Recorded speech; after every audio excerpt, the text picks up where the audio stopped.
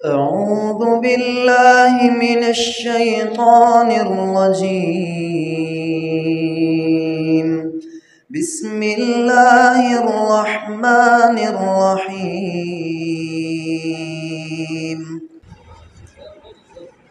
قال اللہ عز وجل فی محکم تنزیلہ اعوذ باللہ السمیع العلیم من الشیطان الرجیم من ہمزہ ونفخہ ونفثہ لقد جاءکم رسول من انفسکم عزیز علیہ ما عنتم حریص علیکم بالمؤمنین رؤوف الرحیم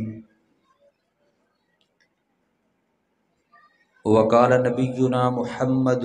صلی اللہ تبارک و تعالی علیہ وآلہ وسلم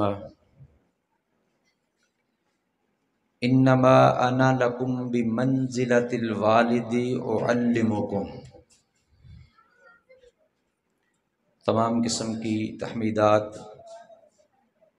تمجیدات، تقدیسات، عظمت و کبریائی، بڑائی، شہنشاہی، مشکل کشائی اس اللہ وحدہ لا شریک کے لیے ہے جو ساری کائنات کا داتا، دستگیر، غریب نواز، بگڑی بنانے والا، مشکل کشا اور حاجت روا ہے۔ اللہ تبارک و تعالیٰ کی مختصر حمد کے بعد ریت کے ذرات سے زیادہ، بارش کے قطرات سے زیادہ، انگنت لا تعداد بے حد و حساب درود و سلام امام الانبیاء، حبیب کبریا، نیر باتہا، زینت کعبہ،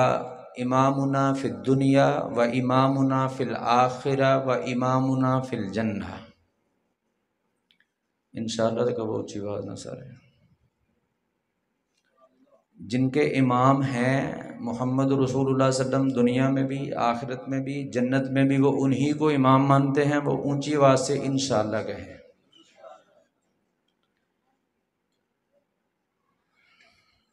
مختصر حمد و ثنا کے بعد ذی وقار بزرگوں، دوستوں، بھائیوں، اللہ تبارک و تعالیٰ کی کلام مقدس قرآن مجید میں سے ایک آیہ کریمہ اور امام کائنات محمد کریم صلی اللہ علیہ وآلہ وسلم کے فرامین میں سے ایک فرمان آپ کے سامنے تلاوت کیا ہے۔ اللہ تبارک و تعالیٰ سے دعا ہے شرح صدر سے کتاب و سنت کے مطابق ان کا معنی، مطلب اور مفہوم سمجھانے کی توفیق عطا فرمائے، اور اللہ رب العالمین ہم سب کو صحیح معنوں میں منزل من اللہ پیغام سننے، سمجھنے، اس پہ عمل پیرا ہونے اور اس کا پرچار کرنے کی توفیق عطا فرمائے، اور اللہ رب العالمین ہم سب کی جملہ عبادات کو اپنی بارگاہ رحمت میں قبول و منظور فرما کے ہماری بخشش، ہدایت اور اللہ نجات کا سبب اور ذریعہ بنائے۔ یہ آیہ کریمہ سورہ التوبہ کی آیت ہے جو آپ کے سامنے تلاوت کی ہے۔ اللہ رب العالمین نے اس میں کئی مضمون بیان کیے ہیں۔ اللہ رب العالمین نے اپنے بندوں پر اپنے احسانات بھی اس میں بیان فرمائے ہیں، رسول اللہ صلی اللہ علیہ وسلم کے اوصاف بھی اس میں بیان فرمائے ہیں، اور امت پر نبی مکرم صلی اللہ علیہ وآلہ وسلم کی مہربانیاں بھی اللہ تبارک و تعالیٰ نے اس میں بیان فرمائی ہیں۔ تو اس کے کئی مضامین ہیں، میں اختصار کے ساتھ آپ کے سامنے جو مضمون اس میں سے بیان کروں گا وہ ہے امت پر رسول اللہ صلی اللہ علیہ وسلم کی مہربانیاں، کہ نبی مکرم صلی اللہ علیہ وسلم اپنی امت کے لیے کتنے رحیم تھے، کتنے شفیق تھے، کتنے حریص تھے، کس قدر مہربان تھے، کہ اللہ رب العالمین نے فرمایا لقد جاءکم رسول من انفسکم، بے شک یقیناً آ گیا ہے تمہارے پاس ایک رسول، من انفسکم تمہارے ہی اندر سے، عزیز علیہ ما عنتم تمہارا مشکل میں پڑنا اس پر بڑا شاق ہے،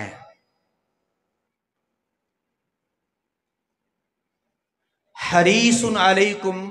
وہ تم پر بڑا حریص ہے، بالمؤمنین رؤوف الرحیم مومنوں کے لیے بڑی شفقت کرنے والا، انتہائی رحم کرنے والا ہے۔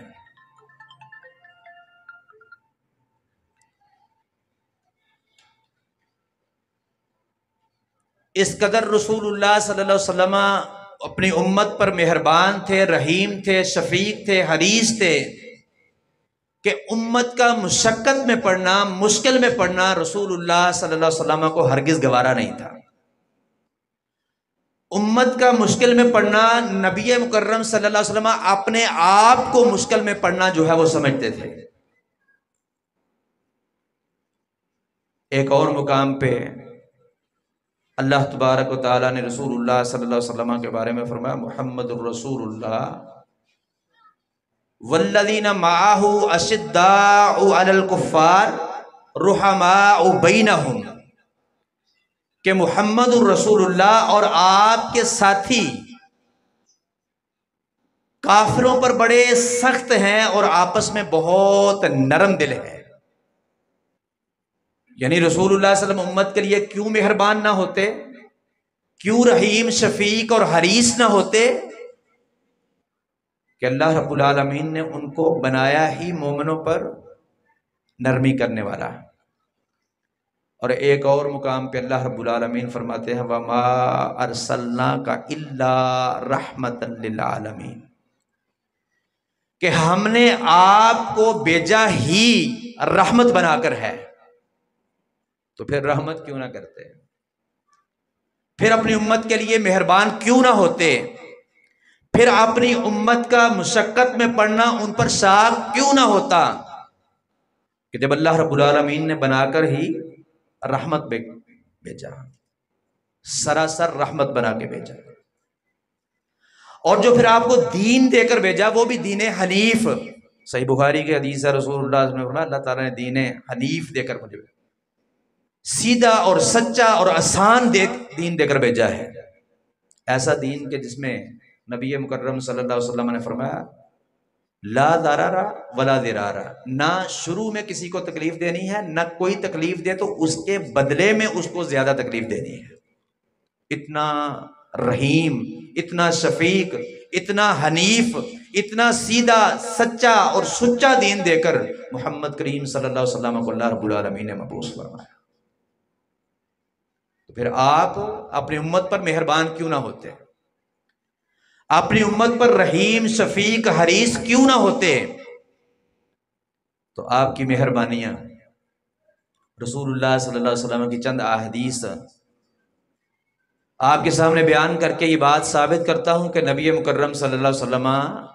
کی کتنی مہربانیاں ہیں آپ کی امت پر، کتنے اپنی امت کے لیے رحیم تھے، حریص تھے، شفیق تھے، رفیق تھے۔ صحیح بخاری میں حدیث ہے نبی مکرم صلی اللہ علیہ وسلم نے فرمایا لولا ان اشق علی امتی لامرتہم بسواک مع کل صلاۃ، اور بخاری مسلم ہی کی حدیث ہے، نبی مکرم صلی اللہ علیہ وسلم نے فرمایا لولا ان اشق علی امتی لامرتہم بسواک عند کل وضوء، اگر میں مشقت نہ سمجھتا تو اپنی امت کو حکم دیتا، اگر میں امت پر مشقت نہ سمجھتا تو میں ان کو حکم دیتا کہ ہر نماز کے ساتھ مسواک کیا کریں۔ دوسری حدیث میں فرمایا میں اپنی امت پر مشقت نہ سمجھتا تو ان کو حکم دیتا کہ ہر وضو کے وقت جو ہے وہ مسواک کیا کریں۔ دیکھیں مشقت سمجھا، حکم نہیں دیا، خواہش کیا تھی کہ میں حکم دوں، لیکن اگر حکم دے دیتے تو کیا ہوتا واجب ہو جاتا امت پر، فرض ہو جاتا۔ الامر للوجوب، یہ اصول حدیث کا قاعدہ ہے کہ امر جو ہے، حکم جو ہے، وہ اللہ رب العالمین کا ہو یا اللہ کے نبی علیہ الصلوۃ والسلام کا ہو، جو حکم ہوتا ہے اس کی حیثیت وجوبیت کی ہوتی ہے، فرضیت کی ہوتی ہے۔ وہ امت پر، اللہ کے بندوں پر وہ چیز فرض ہو جاتی ہے جس کا حکم دے دیں اللہ رب العالمین یا اللہ کے رسول صلی اللہ علیہ وسلم۔ تو اگر حکم دے دیتے وہ امت پر فرض ہو جاتا، لیکن مشکل ہوتی کہ نہ ہوتی؟ کتنے لوگ ہیں جو نماز پڑھتے ہیں؟ بہت سارے مسلمان، بہت سارے امتی تو نماز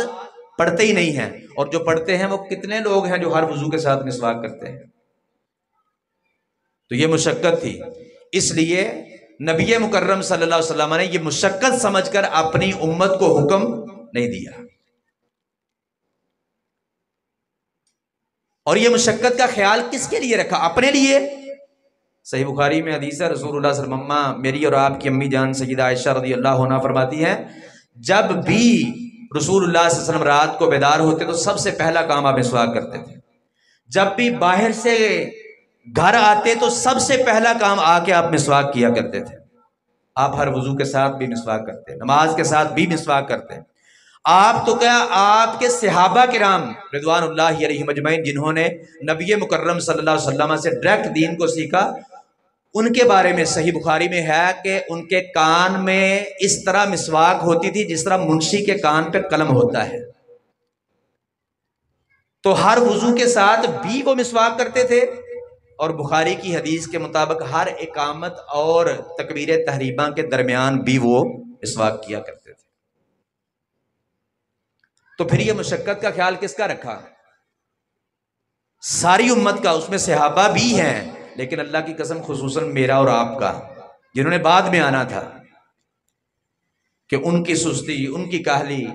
اس کا خیال رکھتے ہوئے کہ یہ صحابہ یہ تو مجھ سے پڑھ رہے ہیں، مجھے دیکھ رہے ہیں، ان کا ایمان اور ان کا ایمان جو بعد میں آئیں گے، تقوی کا لیول ایک جیسا نہیں ہوگا۔ تو لہذا میری اور آپ کی مشقت کا خیال رکھ کے نبی مکرم صلی اللہ علیہ وسلم نے حکم نہیں دیا۔ تو اس لیے اللہ رب العالمین نے فرمایا لَقَدْ جَاءَكُمْ رَسُولٌ مِّنْ أَنفُسِكُمْ عَزِيزٌ عَلَيْهِ مَا عَنِتُّمْ حَرِيصٌ عَلَيْكُمْ بِالْمُؤْمِنِينَ رَءُوفٌ الرَّحِيمٌ۔ اور اس لیے اللہ رب العالمین نے فرمایا محمد الرسول اللہ والذین معہ اشداء علی الکفار ورحماء بینہم، اور اس لیے اللہ رب العالمین نے فرمایا وما ارسلناک الا رحمۃ للعالمین۔ اس قدر اللہ رب العالمین نے رحمت بنا کر بھیجا تھا۔ اور آئیے ایک اور جھلک دیکھیے نبی مکرم صلی اللہ علیہ وسلم کی اپنی امت پر مہربان ہونے کی، اپنی امت پر رحیم شفیق حریص ہونے کی، اپنی امت کے لیے جو ہے وہ رحیم ہونے کی، حریص ہونے کی۔ اٹھائیے صحیح البخاری میں حدیث ہے، واقعہ معراج آپ نے کئی بار سنا ہے، پڑھا ہے، صحیح بخاری کی حدیث ہے۔ نبی مکرم صلی اللہ علیہ وسلم کو اللہ رب العالمین نے رات کی ایک گھڑی میں آسمانوں کی سیر کروائی، اپنے پاس بلایا۔ اللہ رب العالمین کی ملاقات سے جب رسول اللہ صلی اللہ علیہ وسلم واپس آ رہے تھے تو راستے میں سیدنا موسیٰ علیہ السلام کے ساتھ ملاقات ہوئی۔ موسیٰ علیہ السلام نے پوچھا کہ آپ کو آپ کے رب نے کیا گفٹ دیا ہے، کیا تحفہ دیا ہے، اپنے رب سے کیا لے کر کے آئے ہیں، کس چیز کا حکم دیا ہے؟ نبی مکرم صلی اللہ علیہ وسلم نے فرمایا کہ میرے رب نے مجھے اور میری امت کو، میرے لیے اور میری امت کے لیے اللہ رب العالمین نے 50 نمازوں کا گفٹ دیا ہے، 50 نمازیں مجھ پر اور میری امت پر فرض کی ہے۔ سیدنا موسیٰ علیہ السلام نے فرمایا ان امتک لا تطیق، بے شک آپ کی امت یہ طاقت نہیں رکھتی، وہ 50 نمازوں کی ادائیگی نہیں کر سکے گی، جائیے اپنے رب کے سامنے اور تخفیف کا سوال کیجئے۔ نبی مکرم صلی اللہ علیہ وسلم گئے، اللہ کی قسم بارہا گئے، بار بار گئے۔ ایک روایت کے مطابق 10 نمازیں کم ہوتی گئیں، ایک روایت کے مطابق 5 نمازیں کم ہوتی گئیں، حتیٰ کہ 5 نمازیں رہ گئیں۔ یہ بار بار رسول اللہ صلی اللہ علیہ وسلم کس کے لیے گئے؟ کس کی مشقت کا، کس کی مشکل کا، کس پر جو ہے وہ سستی کاہلی کا جو ہے وہ خیال تھا؟ اپنی، اللہ کی قسم اپنا تو حال یہ تھا، میری اور آپ کی اماں جان سیدہ عائشہ رضی اللہ عنہا فرماتی ہیں کہ یہ تو فرضی نمازیں ہیں نا، نبی مکرم صلی اللہ علیہ وسلم نفلی نمازیں، رات کی نماز جب مصلی پہ کھڑے ہوتے تھے حتی یتفتر قدماہ، یہاں تک کہ آپ کے قدم مبارک پھٹ جایا کرتے تھے۔ اپنی تو محنت یہ تھی، اپنی عبادت یہ تھی، اپنا ایمان اور تقوی یہ تھا۔ اب آپ کہیں گے نماز تو ہم بھی پڑھتے ہیں، پاؤں ہمارے تو پھٹتے نہیں، ہمارے تو سوجتے بھی نہیں ہیں، پھٹنے تو بہت دور کی بات ہے۔ آئیے پڑھیے سنن نسائی، آپ کو پتہ چل جائے گا کہ قدم کیسے پھٹتے ہیں۔ حتی یتفتر قدماہ کا معنی کیا ہے؟ سنن نسائی میں حدیث ہے، نبی مکرم صلی اللہ علیہ وسلم، سیدہ عائشہ ہی بیان فرماتی ہیں رضی اللہ عنہ، فرماتی ہیں نبی مکرم صلی اللہ علیہ وسلم رات کو اپنے مصلی پہ کھڑے ہوئے ایک رکعت کے اندر سورۃ الفاتحہ کے بعد مکمل سورۃ البقرہ پڑھی، اس کے بعد سورہ نساء پڑھی، پھر پیچھے آئے سورہ آل عمران پڑھی، اور رکعت پہلی ہے، رکعت ایک ہے۔ کبھی پڑھ کے دیکھیں، ہم تو انا اعطیناک الکوثر لإیلاف قریش قل ھو اللہ احد، اس سے آگے بڑھتے ہی نہیں ہیں۔ ہمارے قدم کیسے پھٹے؟ حتی یتفتر قدماہ کا معنی کیسے پتہ چلے؟ کبھی پڑھ کے دیکھیں ایسی نماز، 2.5 پاروں کی صرف سورۃ البقرہ ہے، ایک رکعت میں سورۃ البقرہ مکمل پڑھی، سورہ النساء مکمل پڑھی، پھر پیچھے آئے سورہ آل عمران مکمل پڑھی، اور پھر پہلا رکوع کیا۔ تو جو آپ کی اپنی محنت، اپنا تقوی، اپنا ایمان، اپنی عبادت کا لیول یہ ہے کہ فرضی تو فرضی ہیں، نفلی نمازوں میں اتنی محنت کرتے ہیں کہ حتی یتفتر قدماہ، آپ کے قدم مبارک پھٹ جایا کرتے ہیں۔ تو پھر یہ 50 سے 5 کیوں کروائیں؟ کس کے لیے کروائیں؟ اس لیے کہ اللہ رب العالمین نے فرمایا لقد جاءکم رسول من انفسکم عزیز علیہ ما عنتم حریص علیکم بالمؤمنین رؤوف الرحیم، اس لیے کہ اللہ رب العالمین نے فرمایا وما ارسلناک الا رحمتا للعالمین، اللہ رب العالمین نے رحمت بنا کر بھیجا تھا، انہوں نے اپنے امت پر رحمت کر کے دکھا دی۔ بہرحال اللہ رب العالمین کے بعد پاس گئے،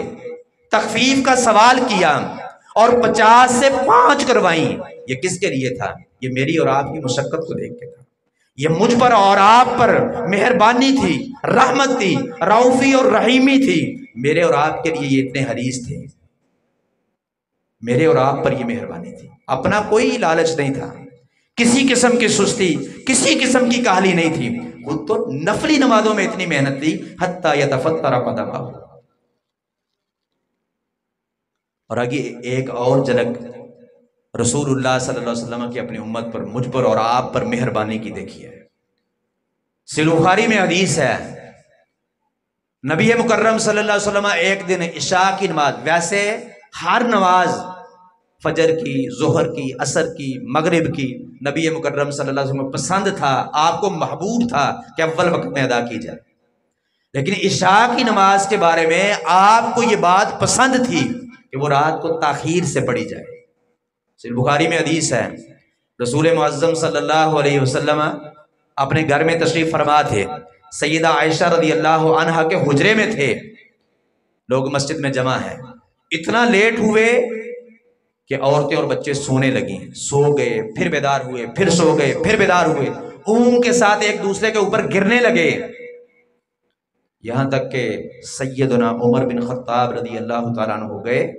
اور آپ کے دروازے پر جا کے کہا الصلاۃ الصلاۃ۔ بخاری ہی کی دوسری روایت میں جا کے کہا اللہ کے رسول عورتیں اور بچے، یعنی ان پر مشقت ہو رہی ہے، مشکل ہو رہی ہے، ان کو نیند کا غلبہ ہے، اونگ آ رہی ہے، وہ بار بار سو رہے ہیں۔ تو نبی مکرم صلی اللہ علیہ وسلم تشریف لائے، باہر آئے، آپ نے نماز پڑھائی، نماز پڑھا کے آپ نے اپنے صحابہ کی طرف، مقتدیوں کی طرف منہ کیا اور خطبہ دیا، اور آپ نے فرمایا لولا ان اشق علی امتی لامرتہم، اگر اپنی امت پر میں مشقت نہ سمجھتا تو ان کو حکم دے دیتا کہ یہ اس نماز کا یہی وقت ہے، یہ اسی وقت میں پڑھی جائے گی۔ تو اگر حکم دے دیتے تو فرض ہو جاتا کہ عشاء کی نماز آدھی رات کو جا کے پڑھنی ہے، تو ابھی 8 بجے کوئی پڑھنے نہیں آتا، 12 بجے کس نے پڑھنے آنا تھا؟ تو میری اور آپ کی مشقت کو دیکھا۔ رسول اللہ صلی اللہ علیہ وسلم کی اس میں کوئی مشقت نہیں تھی. آپ تو اس وقت پڑھا رہے تھے، صحابہ آپ کا انتظار کر رہے تھے. یہ خصوصاً مجھ پر اور آپ پر جو بعد میں آنے والے مسلمان ہیں ان کے لیے اللہ کے رسول صلی اللہ علیہ وسلم کی رحمت ہے، آپ کی مہربانی ہے، اور آپ کا حرص ہے، اور آپ کی روفی اور رحیمی ہے. اس لیے اللہ رب العالمین نے فرمایا وما ارسلناک الا رحمت للعالمین. اللہ نے بنا کر ہی رحمت بھیجا، سراپائے رحمت بنا کر بھیجا، سراسر رحمت بنا کے بھیجا. تو اس قدر پھر رحمت مسلمانوں پر، اپنی امت پر رسول اللہ صلی اللہ علیہ وسلم کیا کرتے تھے. صحیح بخاری میں حدیث ہے، صحیح بخاری میں حدیث ہے، نبی مکرم صلی اللہ علیہ وسلم نے فرمایا میں مصلی پہ کھڑا ہوتا ہوں امامت کے لیے، لوگوں کو نماز پڑھانے کے لیے. میرا دل یہ کرتا ہے، میرا ارادہ یہ ہوتا ہے کہ میں اپنی قرات کو لمبا کروں گا. پھر میرے کان میں ایک چھوٹے بچے کے رونے کی آواز آتی ہے. اس وقت چھوٹے بچے اور بچوں کی مائیں بھی رسول اللہ صلی اللہ علیہ وسلم کے پیچھے اسی مسجد میں، مسجد نبوی میں ہی نماز پڑھا کرتے تھے. تو رسول اللہ صلی اللہ علیہ وسلم نے فرمایا میرا دل کرتا ہے کہ رات کو لمبا کروں، لیکن ایک بچے کے رونے کی آواز میرے کان میں پڑتی ہے، تو اس ڈر سے میں نماز کو چھوٹا کر دیتا ہوں، تخفیف کر دیتا ہوں، قرات ختم کر دیتا ہوں، رکوع کر دیتا ہوں، کہیں اس قرات کے لمبا ہونے کی وجہ سے اس کی ماں پر مشقت نہ ہو. ایک عورت کی مشقت، اپنی امت کی ایک عورت کی مشقت رسول اللہ صلی اللہ علیہ وسلم کو برداشت نہیں ہے. فرمایا میرا دل کرتا ہے، ارادہ یہ ہوتا ہے کہ قرات کو لمبا کروں، لیکن بچے کے رونے کی آواز اور ماں کی شفقت، مہربانی، بچے سے محبت، ان ساری چیزوں کا جو ہے وہ ذہن میں رکھ کے، ان چاری چیزوں کو سامنے رکھ کے پھر میں یہ سوچتا ہوں، اس بات سے ڈرتا ہوں کہ کہیں وہ فتنے میں نہ پڑ جائے، کبھی مشقت میں نہ پڑ جائے، اس پر مشکل نہ ہو.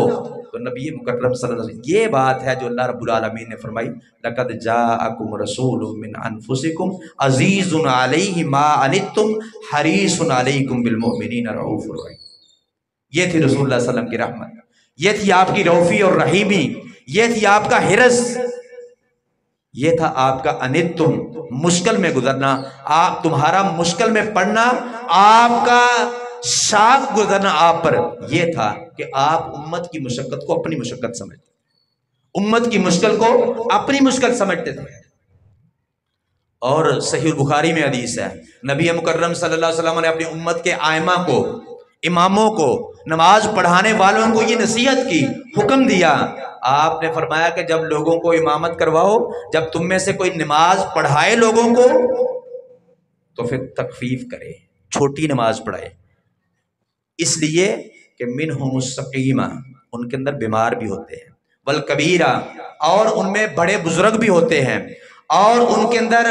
ضعیف بھی ہوتے ہیں، کمزور بھی ہوتے ہیں، اس لیے ان کا خیال رکھتے ہوئے نماز کو چھوٹا پڑھاؤ. اور آپ نے فرمایا جب تم اپنے نفس کے لیے نماز پڑھو، اپنے لیے اکیلے نماز پڑھو، بغیر جماعت کے نماز پڑھو، تو پھر جتنا چاہے لمبا کر لو. امت کے ضعیفوں کا، امت کے بزرگوں کا، امت کے بڑوں کا نبی مکرم صلی اللہ علیہ وسلم نے خیال کیا، ان کی تکلیف کا خیال کیا، ان کے مشقت میں پڑنے کا خیال کیا. اس لیے اللہ رب العالمین نے فرمایا وما ارسلناک الا رحمت للعالمین، کہ اس قدر رحمت کے رسول اللہ صلی اللہ علیہ وسلم. صحیح بخاری میں حدیث ہے، نبی مکرم جب حج کی آیت نازل ہوئی تو نبی مکرم صلی اللہ علیہ وسلم نے لوگوں کو خطبہ دیا اور فرمایا اللہ رب العالمین نے حج کو فرض کیا ہے، لہذا تم حج کرو. ایک بندہ کھڑا ہوا، اس نے کہا اللہ کے رسول صلی اللہ علیہ وسلم کیا ہر سال حج فرض ہے؟ آپ نے خاموشی اختیار کی. پھر اس نے پوچھا 3 مرتبہ اس نے سوال کیا اللہ کے رسول صلی اللہ علیہ وسلم کیا ہر سال حج فرض ہے؟ آپ نے خاموشی اختیار کی اور آپ نے فرمایا اگر میں ہاں کہہ دیتا، اگر میں یہ بات کہہ دیتا کہ ہاں ہر سال حج فرض ہے، وہ اللہ تعالیٰ فرض کر دیتا، لیکن تم اس کی طاقت نہ رکھتے، لمستطعتم، تمہارے اندر یہ طاقت ہی نہیں تھی کہ ہر سال حج کر سکتے. تو یہ بھی رسول اللہ صلی اللہ علیہ وسلم نے کس کی مشقت کا خیال رکھا، کس کی استطاعت کا خیال رکھا، کس کی مشکل کا خیال رکھا؟ اللہ کی قسم میری اور آپ کی، میرے اور آپ کے لیے رسول اللہ صلی اللہ علیہ وسلم مہربان تھے، میرے اور آپ کے لیے رسول اللہ صلی اللہ علیہ وسلم رحیم تھے، رؤوف تھے، شفیق تھے، حریص تھے۔ مجھ پر اور آپ پر رسول اللہ صلی اللہ علیہ وسلم کی بے شمار مہربانیاں کا نشان ہے۔ تو آپ نے اس بات کا حکم نہیں دیا، یہ نہیں کہا، اس کے سوال کا جواب نہیں دیا۔ 3 مرتبہ اس نے سوال کیا، آپ نے جواب نہیں دیا، صرف اس لیے کہ میری امت پر مشقت نہ ہو۔ اور صحیح بخاری میں حدیث ہے، صحیح بخاری میں حدیث ہے، نبی مکرم صلی اللہ علیہ وسلم، رمضان کا مہینہ ہے، نبی مکرم صلی اللہ علیہ وسلم گھر سے نکلے، مسجد میں آئے، نماز پڑھنی شروع کی، نماز تراویح پڑھنی شروع کی، لوگ آ گئے، صحابہ کرام رضوان اللہ علیہم اجمعین آئے، آپ کے پیچھے نماز پڑھنا شروع کر دی، آپ نے نماز پڑھائی۔ اگلا دن ہوا، دن کو ان صحابہ نے جنہوں نے نبی مکرم صلی اللہ علیہ وسلم کے پیچھے نماز پڑھی تھی، انہوں نے اعلان کیے، لوگوں کے پاس گئے، لوگوں کو بتایا، تشہیر کی، اس بات کی کہ بھئی نبی مکرم صلی اللہ علیہ وسلم نے رات مسجد میں نماز پڑھائی، ہم نے آپ کے پیچھے پڑھی۔ اب جن جن لوگوں کو پتا چلا، جن کے پاس یہ مشہوری پہنچی، وہ سارے دوسری رات مسجد کے اندر اکٹھے ہو گئے۔ پھر نبی مکرم صلی اللہ علیہ وسلم آئے، آپ نے نماز پڑھائی، لوگوں نے پڑھی۔ پھر جب اگلی صبح ہوئی تو لوگوں نے مزید تشہیر کی۔ جب تیسری رات آئی تو مسجد کے اندر بہت زیادہ رش ہو گیا، بہت زیادہ لوگ آ گئے۔ پھر نبی مکرم صلی اللہ علیہ وسلم نے نماز پڑھائی، لوگوں نے نماز پڑھی، پھر لوگ اپنے اپنے گھروں میں، رسول اللہ صلی اللہ علیہ وسلم اپنے گھر میں۔ اگلی صبح ہوئی، اس بات کی اور تشہیر ہوئی۔ راوی فرماتے ہیں اللہ کی قسم مسجد نبوی میں لوگوں کے کھڑے ہونے کی جگہ نہیں تھی، اتنا رش تھا، لوگ اتنے زیادہ جمع ہو گئے۔ لیکن اس دن چوتھی رات تھی، رسول اللہ صلی اللہ علیہ وسلم اپنے گھر سے باہر نہیں نکلے حتیٰ کہ فجر کی اذان ہوئی۔ آپ فجر کی نماز پڑھانے کے لیے آئے، نماز پڑھائی، خطبہ دیا، لوگوں کی طرف منہ کیا، اور آپ نے فرمایا کہ تمہارا یہاں پہ جمع ہونا مجھ پر اوجل نہیں تھا، میں جانتا ہوں، اس بات کا مجھے علم تھا کہ تم مسجد میں، یعنی میں غافل نہیں تھا، میں سویا ہوا نہیں تھا، میں بھی نماز پڑھ رہا تھا، میں اپنے گھر میں نماز پڑھی، میں جاگ رہا تھا، تمہارا مسجد کے اندر جمع ہونا میرے علم کے اندر تھا، لیکن میں کیوں نہیں آیا؟ نبی مکرم صلی اللہ علیہ وسلم نے فرمایا اس لیے نہیں آیا کہ کہیں اللہ تعالیٰ اس نماز کو میری امت پر فرض نہ کر دے۔ اس فرضیت کے خدشے سے، نماز تراویح امت پر فرض ہو جانے کے خدشے سے، نبی مکرم صلی اللہ علیہ وسلم نے چوتھے دن آ کے صحابہ کو انتظار کرنے کے باوجود آپ نے آ کے نماز نہیں پڑھائی۔ وجہ اس کی کیا تھی؟ صرف یہ تھی کہ آپ کو خدشہ یہ تھا، ڈر یہ تھا کہ کہیں اللہ رب العالمین مسلمانوں کا، صحابہ کا شوق ذوق دیکھ کر اللہ تعالیٰ اس نماز کو فرض کر دے اور پھر میری امت پر مشقت ہو۔ یہ صحابہ جنہوں نے رسول اللہ صلی اللہ علیہ وسلم کو دیکھا، آپ سے ڈائریکٹ تعلیم حاصل کی، آپ کا دیدار کیا، آپ کے ہاتھوں ایمان قبول کیا، اب ان کا تقویٰ اور جو بعد میں آنے والے مسلمان ہوں گے ان کا تقویٰ برابر نہیں ہوگا، ان کا شوق اور ان کا شوق ذوق جو ہے وہ برابر نہیں ہوگا۔ یہ تو آتے ہیں اس غرض سے، اس لالچ سے کہ محمد کریم صلی اللہ علیہ وسلم کی قرات سننے کو ملے گی، آپ کے پیچھے کھڑے ہونے کا جو ہے وہ ہمیں شرف ملے گا۔ تو وہ تو شرف کو لینے کے لیے آتے تھے، جو بعد والے مسلمان ہوں گے ان کے اندر یہ شوق ذوق، ان کا یہ نیکی تقویٰ، ان کا یہ لیول تقوی کا ایمان کا جو ہے نہیں ہوگا، تو پھر ان پر مشقت ہوگی تو فرضیت کا ترک جو ہے وہ ہو جائے گا۔ میری امت کے اکثر لوگ اس فرضیت کو جو ہے وہ چھوڑیں گے۔ اس خدشے سے نبی مکرم صلی اللہ علیہ وسلم نے صحابہ کے شوق ذوق کے باوجود، مسجد کے اندر جمع ہونے کے باوجود اپنے گھر سے نہیں نکلے، چوتھے دن ان کو نماز نہیں پڑھائی۔ اس کی وجہ کیا تھی کہ اللہ رب العالمین نے فرمایا لَقَدْ جَاءَكُمْ رَسُولٌ مِّنْ أَنفُسِكُمْ عَزِيزٌ عَلَيْهِ مَا عَنِتُّمْ حَرِيصٌ عَلَيْكُمْ بِالْمُؤْمِنِينَ رَءُوفٌ رَحِيمٌ۔ اس کی وجہ تھی کہ اللہ رب العالمین نے فرمایا محمد الرسول اللہ والذین معه اشداء علی الکفار ورحماء بینہم۔ اس کی وجہ یہ تھی کہ اللہ رب العالمین نے فرمایا وما ارسلناک الا رحمۃ للعالمین۔ آپ کو اللہ تعالیٰ نے رحمت بنا کے بھیجا، سراپائے رحمت بنا کے بھیجا، سراسر رحمت بنا کے بھیجا۔ اس لیے نبی صلی اللہ علیہ وسلم اپنی امت کے لیے اتنے رحیم تھے، اتنے شفیق تھے، اتنے حریص تھے، اتنے رفیق تھے، اتنی محبت کرنے والے تھے، اتنا پیار کرنے والے تھے کہ امت کی مشقت کو اپنی مشقت سمجھتے تھے، امت کا مشکل میں پڑھنا اپنا مشکل میں پڑھنا سمجھتے تھے، اس لیے رسول اللہ صلی اللہ علیہ وسلم چوتھی رات صحابہ کے شوق ذوق کے باوجود ان کو نماز پڑھانے کے لیے نہیں آئے۔ اس طرح کے بے شمار واقعات، بے شمار احادیث کتب احادیث میں موجود ہیں کہ میری اور آپ کی مشقت کو دیکھ کر، میری اور آپ کی مشکل کو دیکھ کر رسول اللہ صلی اللہ علیہ وسلم نے کئی کاموں کو چھوڑ دیا۔ صحیح بخاری میں حدیث ہے، نبی مکرم صلی اللہ علیہ وسلم نے فرمایا کہ اگر میں اپنی امت پر مشقت نہ سمجھتا تو اللہ کی قسم کوئی سریہ نہ چھوڑتا، کوئی جہادی قافلہ نہ چھوڑتا جس کے اندر میں بنفس نفیس خود شرکت نہ کرتا۔ اور آگے آپ کا شوق ذوق دیکھیے گا، آگے فرماتے ہیں رسول اللہ صلی اللہ علیہ وسلم کہ میری تو خواہش ہے کہ میں اللہ کے راستے میں قتل ہوں، پھر زندہ کیا جاؤں، پھر قتل کیا جاؤں، پھر زندہ کیا جاؤں، پھر قتل کیا جاؤں، بار بار زندہ کیا جاؤں، بار بار اللہ کے راستے میں شہید کیا جاؤں۔ میری خواہش یہ ہے، لیکن ہر سریے میں، ہر قافلے میں اس لیے نہیں جاتا کہ میری امت پر مشقت نہ ہو، میری امت پر مشکل نہ ہو۔ جب رسول اللہ صلی اللہ علیہ وسلم جائیں گے، کتنے لوگ جو مطلب اتنی ضرورت نہیں ہے، چھوٹا قافلہ بھیجنے کی ضرورت ہے، لیکن جب نبی صلی اللہ علیہ وسلم جائیں گے تو پھر پیچھے کوئی نہیں رہے گا، تو امت پر مشقت ہوگی۔ اور پھر یہ بھی ہو سکتا ہے کہ اتنا شوق ذوق مسلمانوں کا دیکھ کے رسول اللہ صلی اللہ علیہ وسلم ہر غزوے میں، ہر جو ہے وہ قافلے میں، ہر سریے میں جا رہے ہیں، تو اللہ رب العالمین ہر قافلے میں جانا ہر کسی مسلمان کو جو فرض قرار دے دے، تو یہ بھی امت پر مشقت ہے۔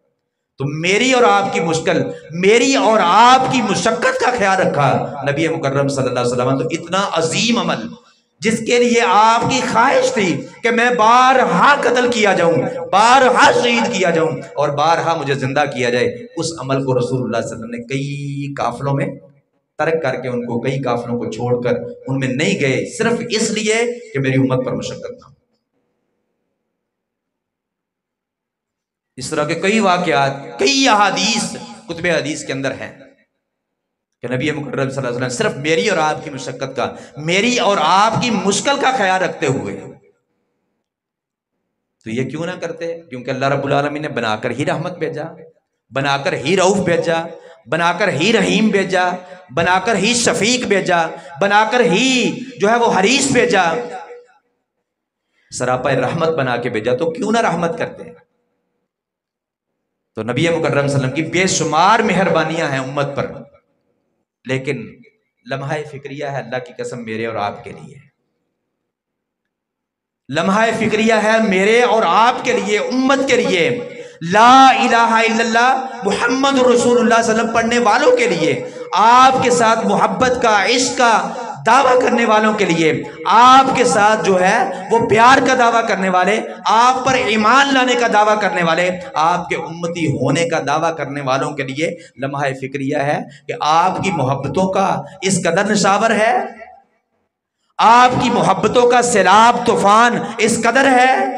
کہ آپ میری اور آپ کی مشقت کو اپنی مشقت سمجھے، میری اور آپ کی مشکل کو اپنی مشکل سمجھے، میری اور آپ کی مشقت سمجھتے ہوئے، میری اور آپ کی مشکل کا خیال رکھتے ہوئے، کئی کاموں کا جو آپ کی خواہش تھی اس کا حکم نہیں دیا، اس کو چھوڑ دیا، میں اور آپ ان کے لیے۔ پھر دیکھیں محبت کا جواب محبت سے ہونا چاہیے۔ آپ اتنی محبت کرتے ہیں، آپ اتنے رحم دل تھے، آپ اتنے حریص شفیق رفیق تھے، آپ رؤوف تھے، آپ مہربانیاں نشاور کر کے گئے، تو مجھے اور آپ کو، مجھ پر اور آپ کو، آپ پر بھی کوئی آپ کا حق ہے؟ نبی صلی اللہ علیہ وسلم کے حقوق ہم پر بھی ہیں کہ صرف یہ ہے کہ ہم کہیں لا الہ الا اللہ محمد رسول اللہ اور پھر نافرمانیاں بھی رسول اللہ صلی اللہ علیہ وسلم کی کریں، لا الہ الا اللہ محمد رسول اللہ صلی اللہ علیہ وسلم بھی پڑھیں اور بات بھی کوئی نہ مانے؟ اللہ کی قسم یہ اگر پتا ہوتا مشرکین مکہ کو، وہ اگر کلمے کا مطلب وہ سمجھتے ہوتے جو میں اور آپ سمجھتے ہیں، وہ سارے ہی کلمہ پڑھ لیتے ہیں۔ ان کو پتا تھا کہ جب لا الہ الا اللہ محمد رسول اللہ پڑھ لینا ہے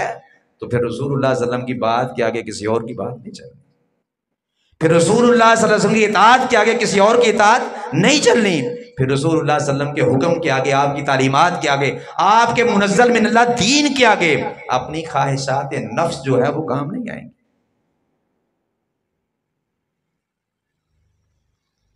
کوئی مسلمان ایسا نہیں ہے، کوئی مسلمان ایسا نہیں ہے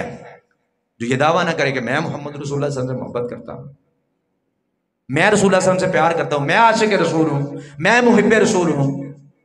حرمت رسول پہ جان بھی قربان ہے، غلامی رسول میں موت بھی قبول ہے، اور اللہ کی قسم 10 منٹ نماز کے لیے قبول نہیں ہے،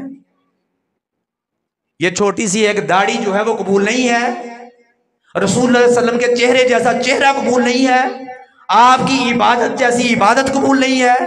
آپ کی تعلیمات پر عمل کرنا قبول نہیں ہے، لیکن جان قربان ہے، موت قبول ہے۔ تو بھائی موت بڑی ہے یا یہ داڑھی بڑی ہے؟ موت بڑی ہے، جان قربان کرنا بڑا ہے، یا 10 منٹ نماز کے لیے جو ہے نکالنا وہ بڑا ہے؟ تو خدا را رسول اللہ صلی اللہ علیہ وسلم کی بعثت کے مقصد کو سمجھیں کہ آپ کو مبعوث کیا کیوں گیا تھا، آپ آئے کیوں ہیں، آپ کو رسالت اور نبوت کا تاج کیوں پہنایا گیا تھا، آپ کو اتنا رفیق شفیق حریص رؤوف رحیم کیوں بنایا گیا، آپ کیوں اپنی امت پر اتنی مہربانیاں کر کے گئے ہیں؟ اس لیے کہ میں اور آپ محبت کا جواب محبت سے دیں۔ رسول اللہ صحیح بخاری اور مسلم کی حدیث ہے،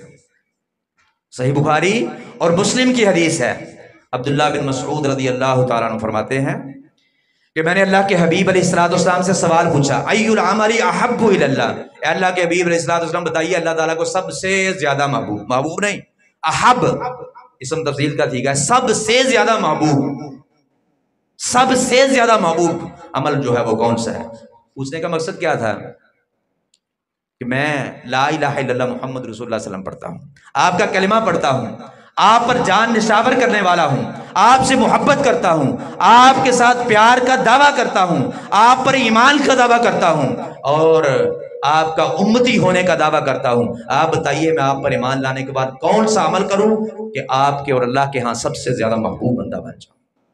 رسول اللہ صلی اللہ علیہ وسلم نے فرمایا الصلاۃ علی وقتہا، ایک روایت میں الصلاۃ فی